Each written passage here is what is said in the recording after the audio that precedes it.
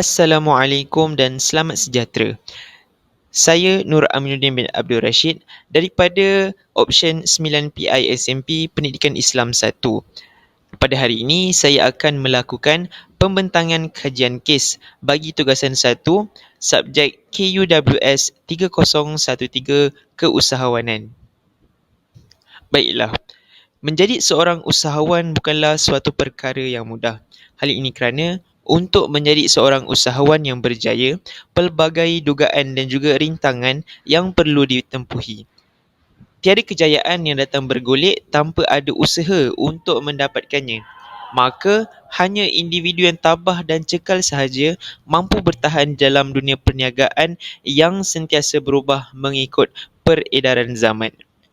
Maka, sebagai seorang usahawan, saya telah mengenal pasti beberapa isu yang terjadi pada masa kini dalam bidang keusahawanan ini.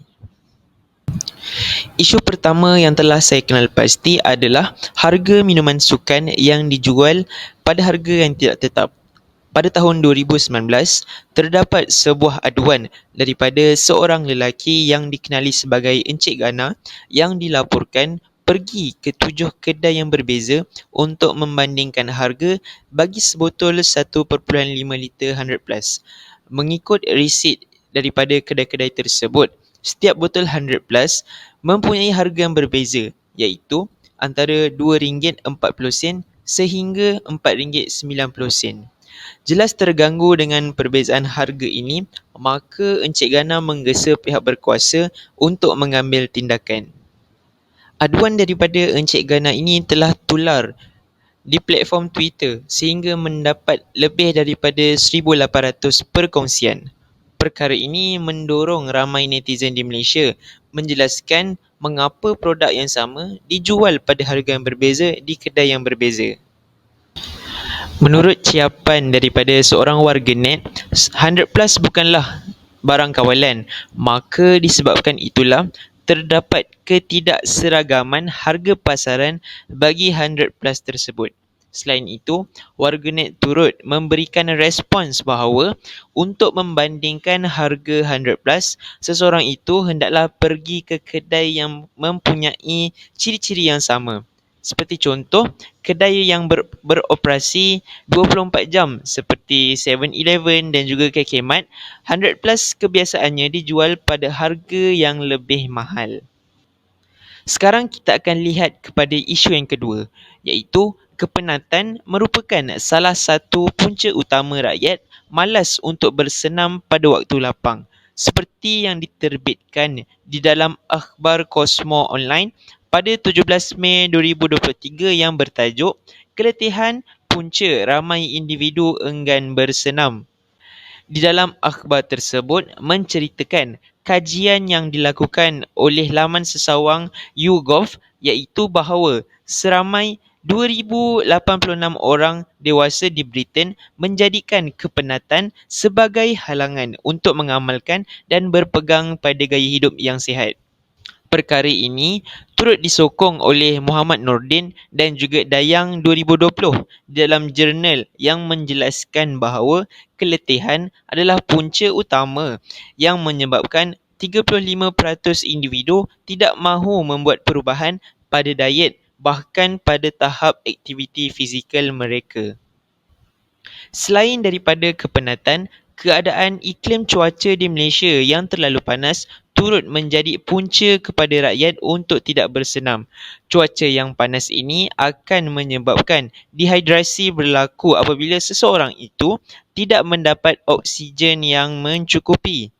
Lebih teruk lagi, seseorang yang bersenam akan berisiko untuk pengsan, seperti yang diterbitkan di dalam akhbar BH Online pada tahun 2021.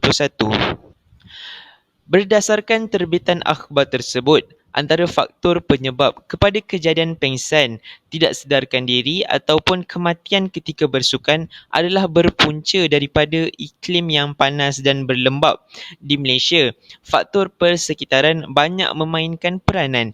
Ini disebabkan kerana kita terdedah dengan risiko kepanasan yang melampau sehingga boleh membawa kepada strok haba jika tidak dikenal pasti dengan cepat. Cuaca yang panas ini juga menyebabkan dehidrasi berlaku dengan lebih cepat. Disebabkan oleh permasalahan dan isu-isu tadi, saya sebagai seorang usahawan bertanggungjawab untuk mengeluarkan sebuah produk yang dikenali sebagai Boost J. Boost J ini merupakan singkatan kepada Boost Juice. Boost Juice ini boleh membantu individu yang bersenam untuk mendapatkan tenaga pada harga yang berpatutan dan juga pada harga yang tetap. Boost J ini merupakan minuman tenaga. Boost J memberikan peluang kepada para pembeli untuk membeli minuman tenaga yang mempunyai 3 jenis perisa, iaitu perisa strawberry, perisa apple dan juga perisa pisang. Dalam pasaran semasa, minuman tenaga seperti 100 Plus, Monster dan juga Gatorade hanya dijual di dalam botol.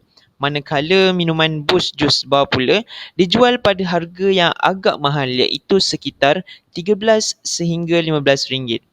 Extra Juice pula merupakan contoh minuman tenaga yang dijual dalam sachet. Namun Extra Juice ini mengandungi kandungan gula yang sangat tinggi. Jadinya, untuk memastikan produk saya ini dapat bersaing dengan produk pada pasaran semasa, saya sebagai seorang usahawan mengambil inisiatif untuk menghasilkan sebuah produk minuman tenaga dalam bentuk sachet, iaitu paket-paket kecil. Jadinya paket-paket kecil ini mudah dibawa dan disimpan oleh seseorang untuk pergi bersenam. Untuk menarik minat pembeli, minuman Boost J ini mempunyai perisa buah-buahan 100% tanpa bahan pengawet dan gula yang tidak sihat. Visi yang telah disasarkan bagi produk Boost J ini adalah minuman bertenaga, mampu milik dan juga berkualiti. Misi yang telah ditetapkan pula adalah untuk memastikan semua golongan dapat merasa minuman bertenaga yang berkonsepkan jus buah sebenar dan mudah untuk dibawa ke mana-mana. Produk Boost J ini merupakan produk yang diinspirasikan daripada madu stick dan juga Boost Juice Bar. Saya merupakan seorang penggemar tegar bagi minuman Boost Juice Bar ini. Namun, disebabkan atas faktor kekangan kewangan dan juga harga minuman Boost yang agak mahal, saya tidak dapat meminumnya dengan lebih kerap. Jadinya, saya telah menghasilkan sebuah inovasi produk Boost J ini. Para pembeli bukan sahaja dapat merasai kenikmatan jus buah yang sebenar, malahan dapat memberikan tenaga apabila seseorang itu melakukan aktiviti bersukan dan juga riadah. Harga yang disasarkan pada produk ini adalah sangat berpatutan, iaitu hanya RM1.50 sahaja bagi setiap perisa strawberry, apple dan juga pisang. Jadi apakah keistimewaan produk ini? Produk Boost J ini dijual pada harga mampu milik kepada semua golongan, iaitu hanyalah RM1.50 sahaja pada setiap sachet. Selain itu, Boost J ini juga merupakan minuman bertenaga yang berkonsepkan sugar free. Di samping itu, kandungan bahan yang digunakan dalam Boost J ini pula hanyalah menggunakan kandungan bahan yang berkualiti dan menggunakan 100% bahan daripada buah-buahan. Disebabkan saiznya yang kecil, maka Boost J ini juga mudah dibawa ke mana-mana sahaja.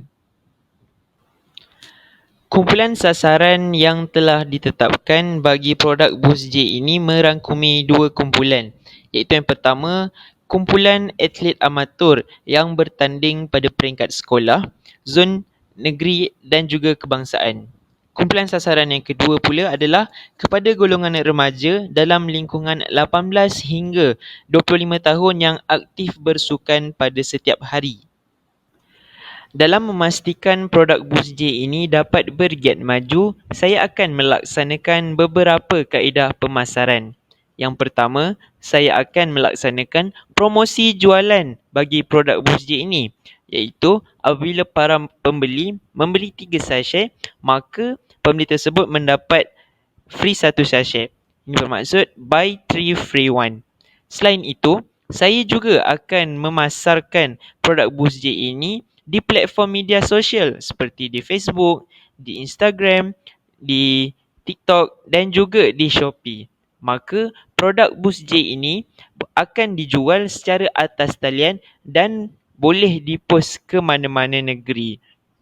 Selain itu, produk Boost J ini juga akan dipromosikan di kompleks sukan iaitu seperti di Dewan Badminton, di gelanggang futsal, bahkan di kawasan stadium supaya dapat menarik minat ramai pembeli khususnya bagi individu yang gemar bersukan. Baiklah, itulah sahaja pembentangan kajian kes saya bagi tugasan 1 bagi kursus keusahawanan. Sekian, terima kasih.